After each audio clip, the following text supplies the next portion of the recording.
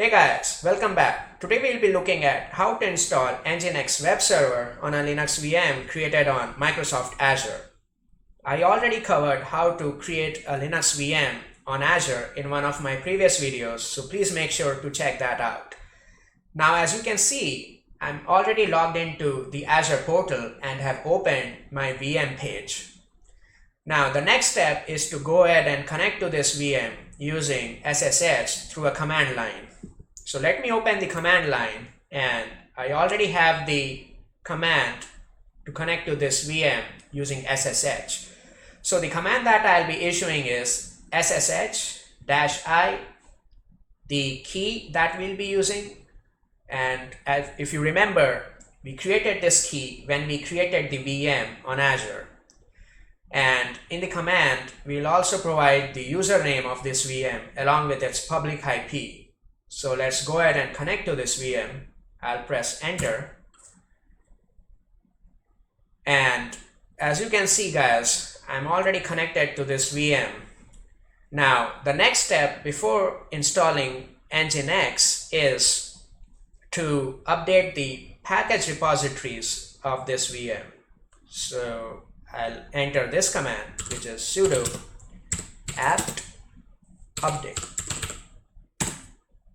So guys, what this command will do is it's gonna update the package information that is currently within our operating system to be the latest. So doing this command will make sure that whenever we install NGINX, we always get the latest version of NGINX as well as the latest version of all the dependencies that it requires. So it's gonna take some time depending upon your VM speed. Alright guys, so it says here that 2 packages were upgraded, which is okay. So this command has finished. Now the next step is to go ahead and install the NGINX web server. So we'll issue this command, which is sudo apt install NGINX. So it's asking us for a confirmation whether we want to go ahead and install this web server. As you can see here, the web server size is roughly around 8 megabytes. So it's a pretty small piece of software that will only consume 8 megabytes of storage space on your local VM or on your local storage. So we'll press yes and then hit enter, which will start the process of installing or downloading NGINX as well as downloading all the dependencies. And at the same time, after downloading the actual web server and the dependencies, it's gonna unpack or unzip the dependencies and all the software that is required to run NGINX. It's also gonna set up or configure some of the dependencies according to our VM configuration. Alright guys, so looks like NGINX has finished installing and downloading. The next step is to take a look at our Ubuntu firewall to see what all applications are currently registered to the firewall. So the command that we'll be issuing is sudo ufw, which stands for Ubuntu firewall app, which means that we want to know the applications that are currently registered, and then list.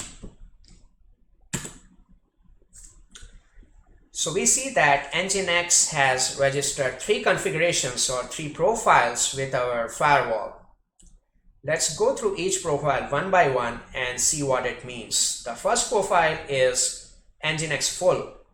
What it means is that it will allow both HTTP as well as HTTPS based traffic into our web server. The second one is NGINX HTTP, which means that it will only allow HTTP based traffic into our web server. The third and the last NGINX configuration is HTTPS, which as the name suggests, only allows HTTPS based traffic onto our web server. So guys, since this is a demo video, for our purpose, we'll only be interested in allowing HTTP based traffic into our web server.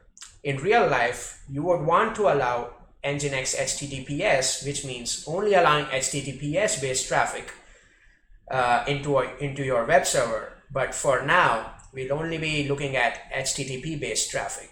So let's go ahead and issue this command, which will allow NGINX HTTP based configuration through our firewall. So we'll write sudo ufw allow in single quotes NGINX HTTP. So it says that the firewall rules have been updated to allow NGINX HTTP based web traffic into the web server.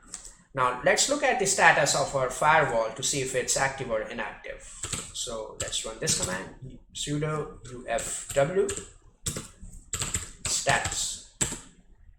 So our Ubuntu firewall is currently inactive. We need to activate it for our web server to run successfully. So we'll give it sudo ufw enable. Now we get a warning message that says that if we go ahead and enable the firewall, all our SSH connections will be disrupted. So we'll press yes and then press enter. Alright guys, so the firewall on our Ubuntu VM is currently active and enabled. Let's look at the status again just to make sure that it's enabled. So we'll give it the same command for getting the status of the firewall. Alright, so NGINX HTTP is currently allowed and enabled through our firewall. Now the next step is to see the status of NGINX. So the command that we'll be giving it is sudo systemctl status NGINX.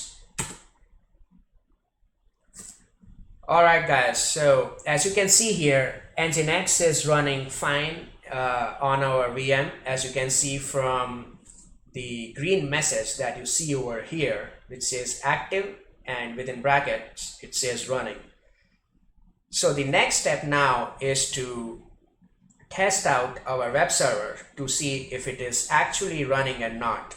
To do that, we'll need to get the public IP address of this VM so that we can just navigate to that IP through a web browser and then see whether our web server is running or not. So basically there are two ways to get the IP address of the VM. The first way is to open your VM page on the Azure portal, and in the overview tab over here there's a field that says public IP address, and this is the IP address of your VM, and using this IP address you can navigate to this VM through a web browser. The second and a much more faster trick to obtain the IP address is to using a curl command. So let me give you a nice little trick that you can use to get the IP address of your VM. The command that we'll be using is curl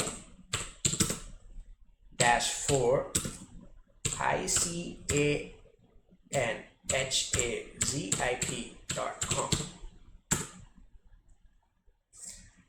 So guys, this is the public IP of the VM. So you see that it gives you the same public IP that is listed on the Azure portal over here, but I prefer using this command because it's much faster, and also you can get the IP address without ever leaving your command line.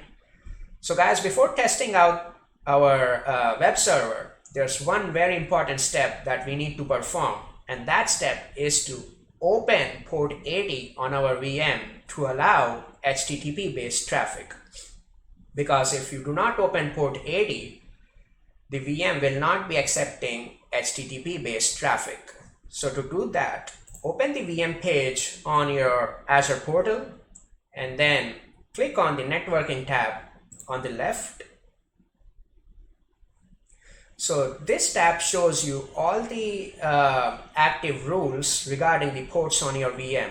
So if you see here, we have a rule for SSH connection that says that port 22 over here is currently active. So we need this rule because without this rule, we won't be able to connect to our VM. So similarly, we'll be adding another rule for port 80. To do that, click on the Add Inbound Port Rule button that you see over here. And then in the destination port ranges, specify port 80, which means that you want to allow this port as an inbound port for accepting external internet connections. We'll give this rule a name, that is port 80, and then click on the Add button over here. Doing this will create a new security rule for your VM that says that port 80 is allowed. All right, great. So if you see from the notification, the rule was created successfully. So now let's go ahead and test out our web server to see if it's running fine or not. To do that, we will copy the public IP of our VM and then open a new window in any web browser of your choice and then use HTTP and then paste the public IP of the VM and then hit enter.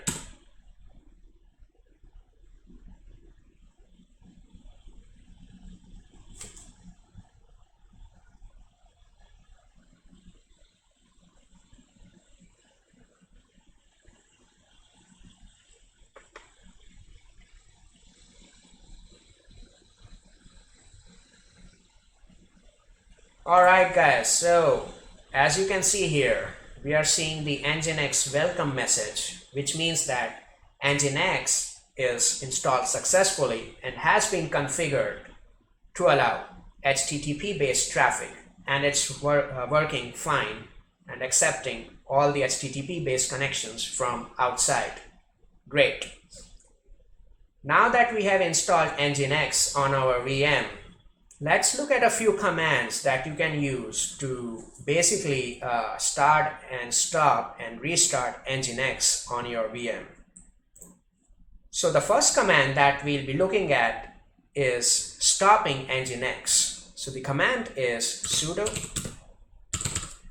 systemctl stop NGINX.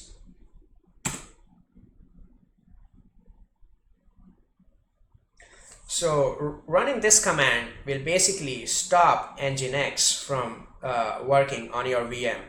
If you want to start NGINX again, the command that we'll be giving is sudo systemctl. Instead of stop, we'll specify start, which will start the NGINX web server. Similarly, in order to restart the web server, we'll be giving it sudo systemctl restart NGINX. This will basically stop and then start NGINX.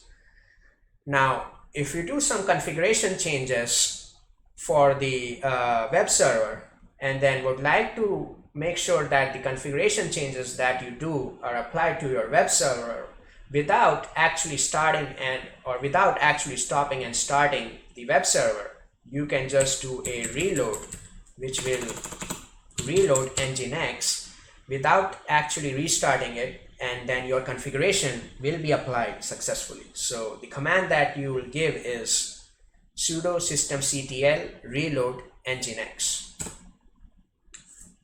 Cool. The next command that we'll be looking at is to disable NGINX on system startup. So if you provide disable, this command will make sure that whenever you boot up your VM, NGINX does not get started by itself. So as you can see, there's a message saying that it has executed this command, which has disabled NGINX service on your VM. To enable it again, the command is pretty straightforward, which is systemctl enable NGINX. Alright guys, so as you saw in this video, we installed NGINX and then configured it successfully to allow HTTP based traffic. In the next video, we'll look at how do we configure NGINX to allow HTTPS based traffic, which is a much more secure form of HTTP based traffic. Alright guys, so hope you enjoyed this video. If you did, give it a thumbs up and please make sure to subscribe to my channel for more such exciting videos. I'll see you guys in the next one. Have a nice day.